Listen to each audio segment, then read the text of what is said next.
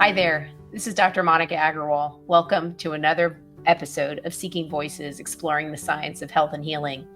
I have a fantastic guest today that many of you know well. I'm going to be interviewing Dr. Michael Greger.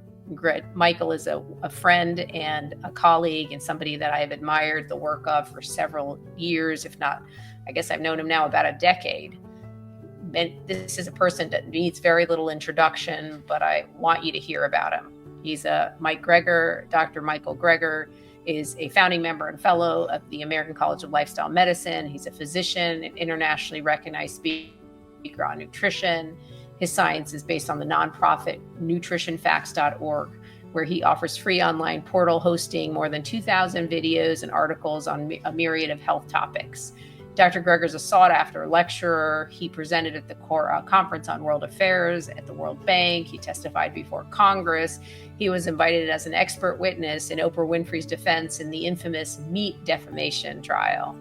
He's a graduate of the Cornell University School of Agriculture, the Tufts University School of Medicine. Dr. Greger is also an acclaimed author, writing How Not to Die, the How Not to Die cookbook, How Not to Diet, and How Not to Age, which became instant New York Times bestsellers. More than 1 million copies sold of How Not to Die. Dr. Greger is a force to be reckoned with. All proceeds for Dr. Greger receives from the sale of his books and speaking honoraria are donated to charity. I'm looking forward to listening to my talk and conversation with Dr. Greger in a moment. So great to see you, Dr. Michael Greger. I'm so glad you're here with me today. I am so honored to be here. It's always so fun to chat with you. So I want to get to it because time is short and you are a busy guy. So I want to ask you, because people just like to know who you are. You're this crazy wild guy who's doing this stuff on nutrition facts. You're always funny and witty. How did you even get into this in the first place? What is this plant-based nutrition thing? Because you were doing this before most of us were into or interested or even knew anything about it. I mean, I'm a cardiologist and I think I finished training in 2000. Oh my God, I'm old. So 2006, I finished training and there was no conversation about this at that time. How'd you get into it? Yeah, so it all started with my grandma. Actually, I was just a kid when my grandma was essentially sent home in a wheelchair to die. She had end-stage heart disease, so many bypass surgeries. She was just so scarred up inside. There was nothing more they could do. And so, her life was over at age 65. But then she heard about this guy, Nathan Pritikin, one of our early lifestyle medicine pioneers. And what happened next is actually detailed in Pritikin's biography. He talks about Frances Greger, my grandmother. They wheeled her in and she walked out. Though she was given a medical death sentence at age 65, thanks to a healthy diet, was able to enjoy another 31 years on this planet until age 96 to continue to enjoy her 6 grandkids, including me. So that's why I went into medicine. That's why I chose lifestyle medicine. You didn't learn about anything in medical school about this. You just heard about it from Pritikin. Did you learn anything in medical school? Well, so by then we had, Ornish's Lifestyle Heart Trial published. So, I'd seen it with my own eyes in terms of my own family history. But here it was in black and white, published in some of the most prestigious journals in the world. Yet nothing happened. It's just absolute crickets. In fact, today, right, hundreds of thousands continue to die of this largely preventable disease. But that's why I started Nutrition Facts. That's why I wrote How Not to Die, why all the proceeds from all my books are donated to charity. I just want to do for everyone's family what Pritikin did for my family. That's a nice story. So let's talk about these series of How Not To books. I mean, this is what you've been doing and so busy lately doing is How Not to Die, How Not to Diet, How Not to This, How Not to That. I love it. So tell us about what was the impetus for, obviously you want to do it to impact more people. Tell us about how you picked the names, what you were thinking about when you did this. So the original How Not to Die, can you believe it? 10-year anniversary this year. Can you believe it was 10 years ago? So there's a 10th anniversary edition updated coming out in December. So I'm really excited about that. Very nice. 15 chapters, each of the 15 leading causes of death, talking about the role diet may play in preventing, arresting, reversing each of our top 15 killers. I didn't want it to just be a kind of a reference book. And so that's the second half of the book where I try to make, break it down to practical day-to-day grocery store type decisions, where I center my recommendations around a daily dozen checklist of all the healthiest of healthy foods I encourage people to fit into their daily routine. Available as a free app, iPhone, Android, Dr. Greger's Daily Dozen. So, not just fruits and vegetables every day, but specifically berries every day, the healthiest fruits, dark green leafy vegetables, the healthiest vegetables, legumes every day, beans, split peas, chickpeas, lentils, a quarter teaspoon of turmeric, the best beverages, the best sweeteners, how much exercise to get every day. Again, just trying to inspire people to make some of these healthier changes. The title actually I didn't come up with it. It was actually come up with by the guy who ghost wrote the South Beach Diet. Who I originally started as a co-author with, but quickly fired him, but not after I stole his title. And so yeah, that's how it all started. I love that fact. That's a crazy story. I actually, maybe that may have been the first diet book I read is the South Beach Diet. Oh, wow. Okay. Well, it wasn't written by whoever that doctor is. Arthur Agatston. Yes. All right. He did not write that book. So let's talk about nutrition studies. Okay. Nonprofit, talking about articles. A lot of people that I work with as a preventive cardiologist come in and say, well, Dr. Greger said, I read this. But then there's the other side of that where some people will say that you're extrapolating from animal studies. These aren't a lot of human studies that you're using. And then there's some, criticism that you don't, that you're a little bit cherry picking and you're not looking at enough of the total picture. What do you say to that? So I'm all in favor of cherry picking, blueberry picking, apple picking, fresh local produce. Count me in. But look, there's only one diet that's ever been proven to, for example, reverse the progression of heart disease in the majority of patients, plant-based diet. Like if that's all a plant-based diet could do, then shouldn't that be the default diet? And proven otherwise, the fact that also you can prevent, arrest, and reverse type 2 diabetes and high blood pressure seem to make the case simply overwhelming, right? Only one diet has ever been shown to do all that. It's hard to cherry pick when there's only one cherry. But I understand that it may seem that I'm biased, but that is for the same reason that the website of the American Lung Association probably seems biased against tobacco. The Philip Morris Corporation came up with more than 100 studies showing the health benefits of smoking. In fact, they show up at the Senate committee reports with literally the stack of papers of showing the benefits. For example, nicotine can help schizophrenics with psychotic symptoms. Smoking may affect the immune function sufficient to benefit ulcerative colitis, on and on and on. And the tobacco industry used these studies to accuse former Surgeon General C. Everett Koop of selective reporting when he argued that smoking caused cancer. But the reason Dr. Koop chose to focus on the anti-tobacco studies is presumably because he was trying to accurately reflect the totality of the scientific literature, right? The best available balance of evidence strongly suggests smoking is bad for people's health, and the same could be said of many foods today. So when the tobacco industry dismisses public health professionals as being biased against tobacco, of course they're biased against tobacco. They're public health professionals, right? To be biased against smoking is to be biased against death and disease. It's kind of their job. That's a good answer. I like that. I'm curious about what people say. I mean, I often will say something like, if I were biased, then the American College of Cardiology, the American Diabetic Association, American Rheumatologic Association, American Cancer Society wouldn't advocate the one diet that works in all of these diseases, which is plant-forward or plant-based nutrition.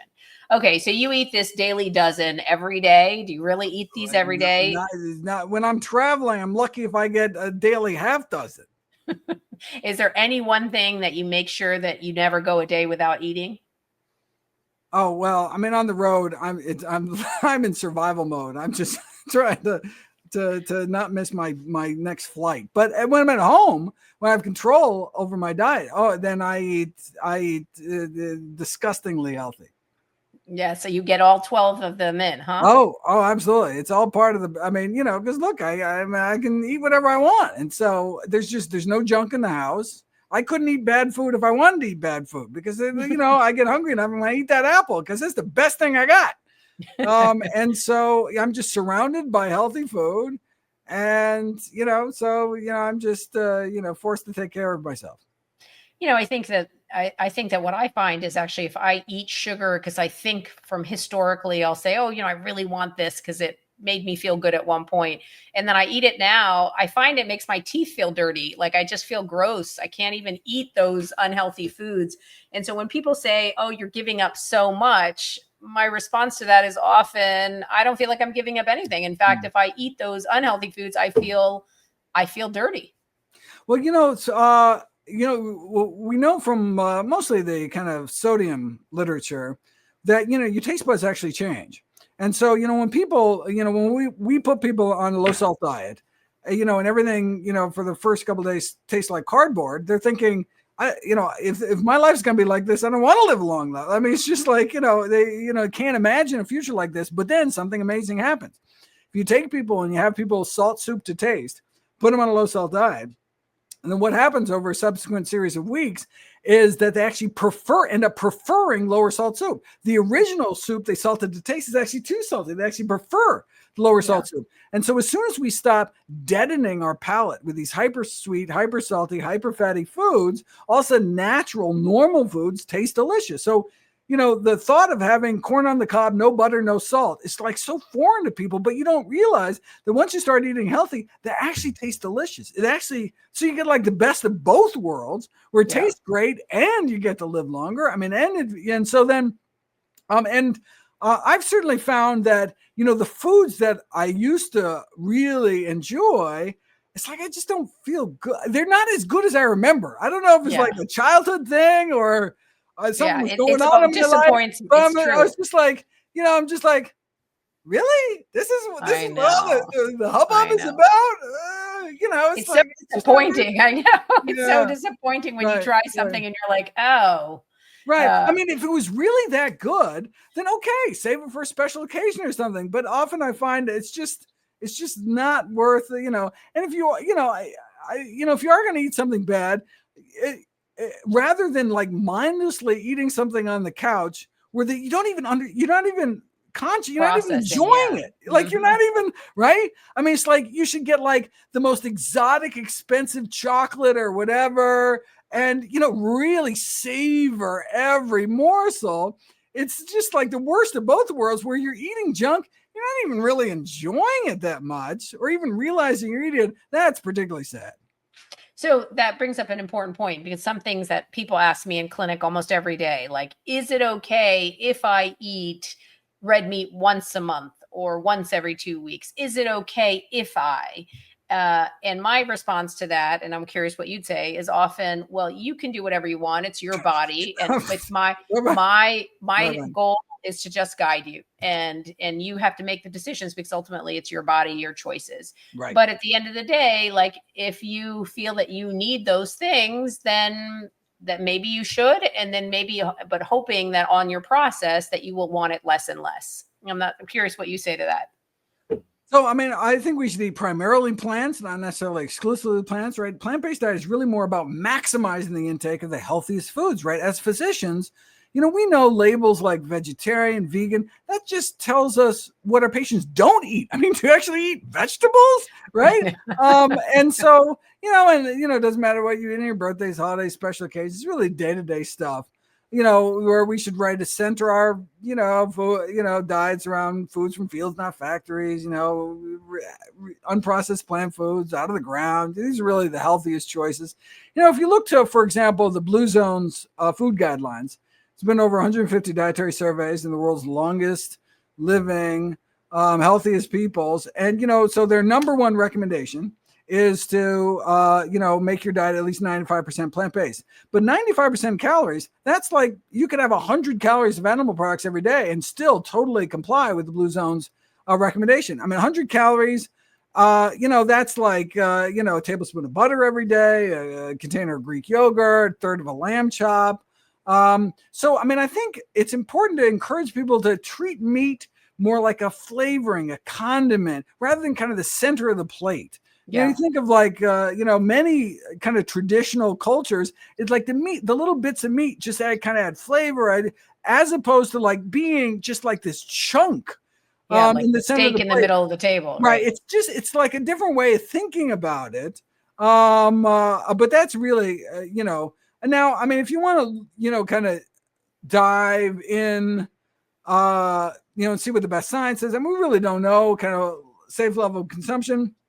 Probably the best study, best study that's looked into this was a study that compared. It was a study in Taiwan. Oh, it's funny. I was talking about the study earlier today. Today, the Chinese version of How Not to Age came out. And so I did a lot of interviews in China and mentioned the T word. And I'm ready for the CCP to knock on my door and drag me away any moment. But a study that was a very key choice there, talking about the T word. What was I thinking? But so it was a study in Taiwan that compared Buddhist vegetarians. So there's these two different basically like Buddhist retreats, not retreats, and people live there their entire lives. Monasteries, yeah. Monasteries, right. And they had and they're slightly different diets. And what was nice about them is they ate monotonous diets. They ate the exact same thing every single day. So that kind of a nice little built-in control. And they ate no junk, like zero soda consumption, zero processed food consumption. And so oftentimes it's like, well, of course the vegetarians are doing better because not only are they eating less meat, but they're like eating more fruits and vegetables, eating less junk, whatever. So maybe it's not the meat, maybe it has nothing to do with it. So this is kind of a nice study where it's like a very homogeneous population, both places, and just one was strictly vegetarian, and they don't eat a lot of dairy.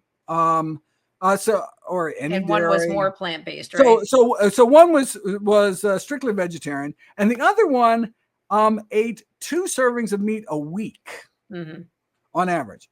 Now, if you would have come to me before the study was done, and so then they prospectively looked at disease outcomes and asked, do you think they could tease out any difference? I would have said no. I'm like, 2 a week? I mean, your body, I mean, there's no way that you're actually going to see significant differences from that kind of difference. But they did. They actually found significantly higher rates of diabetes, for example, in those eating just an average of 2 servings of meat a week. Now, of course, it's not a interventional study, but it's data like that suggests that, we really should try to eat as healthy as possible.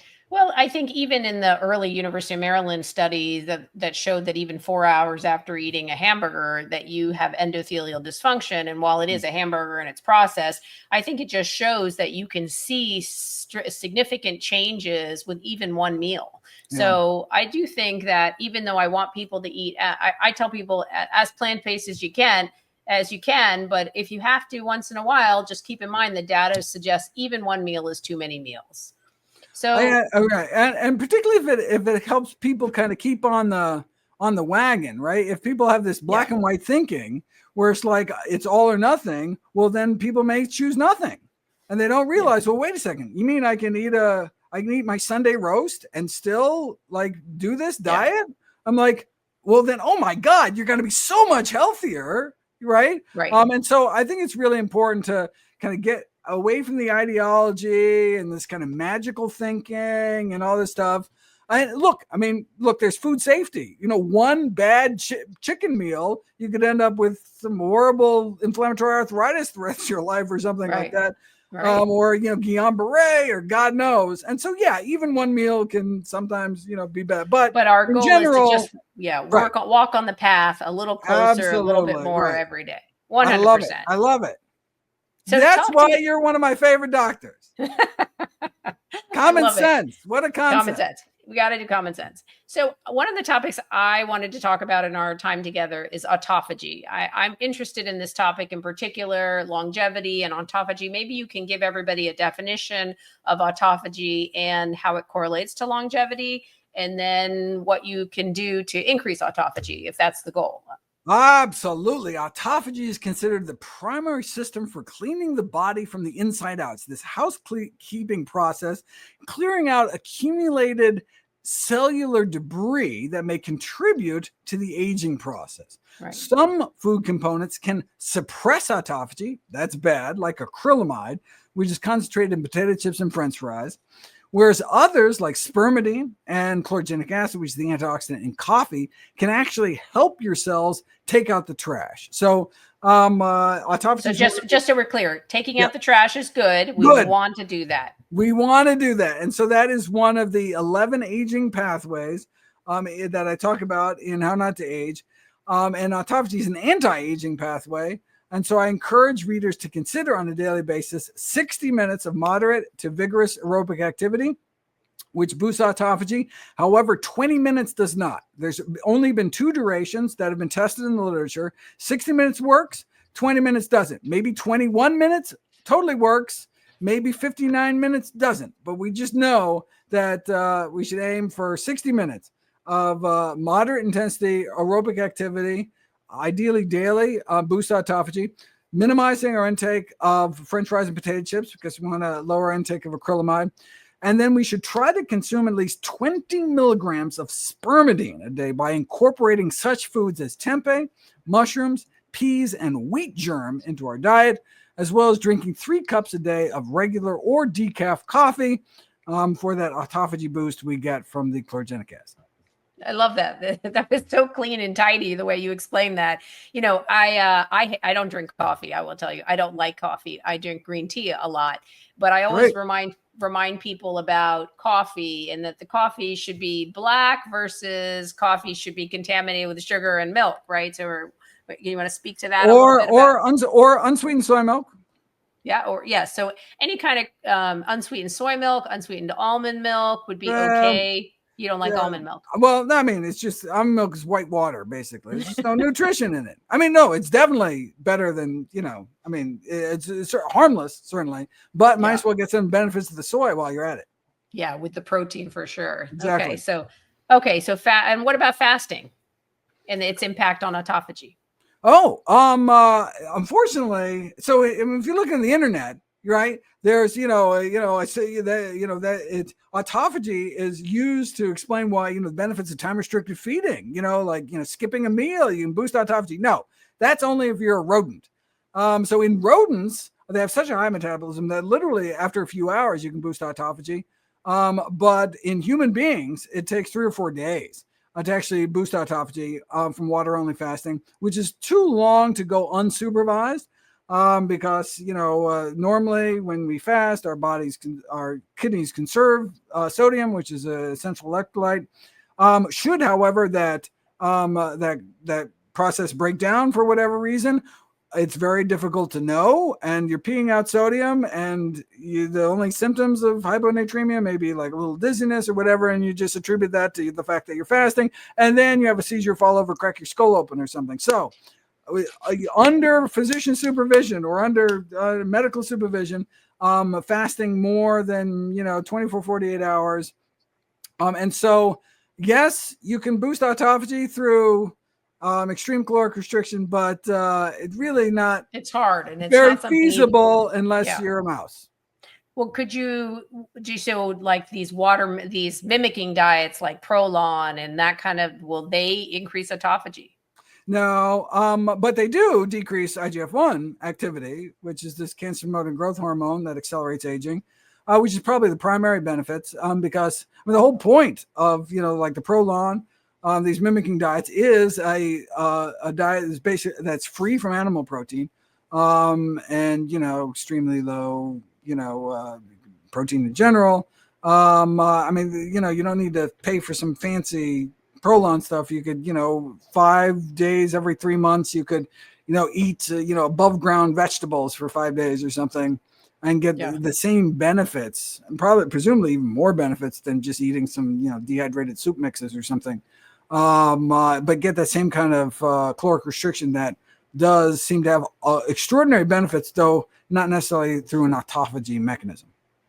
Yeah, I think that people in general, I think there's a lot of hype around these mimicking diets, and they're expensive. I think they're like $300 or something for this diet, and it's actually like crazy dried food. And Yeah, to your yeah, point, right? yeah, Like you're looking at it, you're like, do like, people why pay am I $300? paying this? I know. I mean, yeah. But right, yeah. Right. So there's so many ways to fast in a clean way where you don't have to necessarily eat nothing at all, eating sort of plant foods, pureed foods, but very clean. You can, without sugars and salts. These are ways Yeah. to sort of restrict Oh, your yeah. diet and also reduce your IGF-1, which I think is very, but if you like the box and it works for you and you want to pay, that's not unreasonable. I just want to finish because I know just finish our time together with a quick question about supplements. Do you take any? Do you think that there's any role for any? I take a few, and I'm curious to hear what you do. So critically important for anyone eating a healthy diet to get a regular, reliable source of vitamin B12, which maybe the easiest is 2,000 micrograms once a week. But you also take 50 micrograms once a day, or you can eat B12 fortified foods a couple times a day. Like But critically nutritional important. yeast. So Like nutrition nutritional now, yeast. not all nutritional yeast is fortified with vitamin B12. It's actually not actually made by the yeast, but it's in what you feed the yeast, and so you're gonna have to make sure that it's B12 fortified. But yeah, so I have an infographic on Nutrition Facts. It goes through every brand of nutritional yeast you can buy and exactly how much you'd have to take. And for most of them, yeah, if you sprinkle a little bit on your meals, then you're set. So you add some B12 fortified unsweetened soy milk in your coffee in the morning, and you sprinkle a little nutritional yeast with B12 and then did something else for the evening, you'd be totally fine. And you wouldn't have to take any supplements at all. But for most people, I think supplements are easier.